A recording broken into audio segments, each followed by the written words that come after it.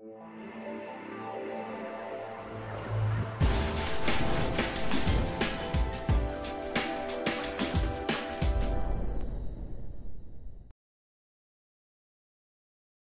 one of our great legend stories is the Valentine's Day Massacre. A customer comes to the store and wants to get a bike for her husband, but doesn't have enough to take it with her. So she asks if she puts a deposit down. And she put balloons on it and a note, and we can put it in the window so that she can bring her husband by after hours and show him this bike that she's going to get him.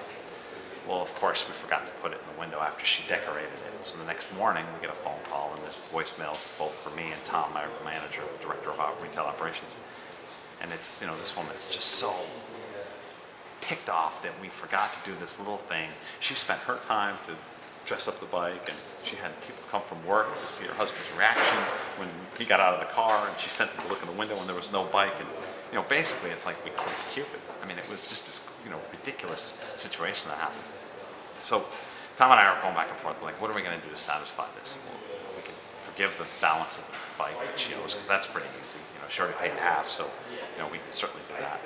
Well, yeah, but we really messed with the Valentine's Day dinner, so maybe we can recreate dinner, send her to a nice restaurant, cover some wine, have her be happy with that. Send some lunch over to our employees, to our co-workers' office, so that they don't hate us, because they're standing in the parking lot looking at the husband, not figuring out what's going on.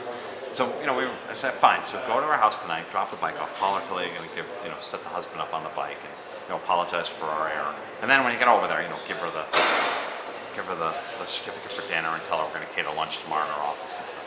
So the day progresses, and I don't hear anything, and I'm waiting for a phone call from Tom. And finally, I look down, and there's a message on my voicemail, and it was a pretty simple message. It's like, dude, she kissed me.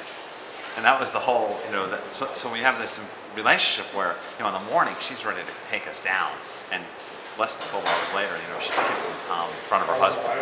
So how do you run this relationship across, such a pendulum swing so quickly in such a short period of time?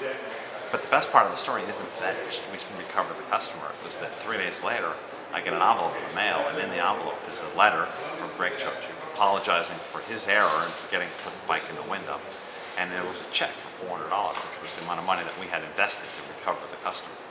And so, he was willing to take his pay, which at that point he was making about $10 an hour. So he was taking a week's pay and giving it back to us, because his commitment to our organization was to do what's right for the customer at all costs.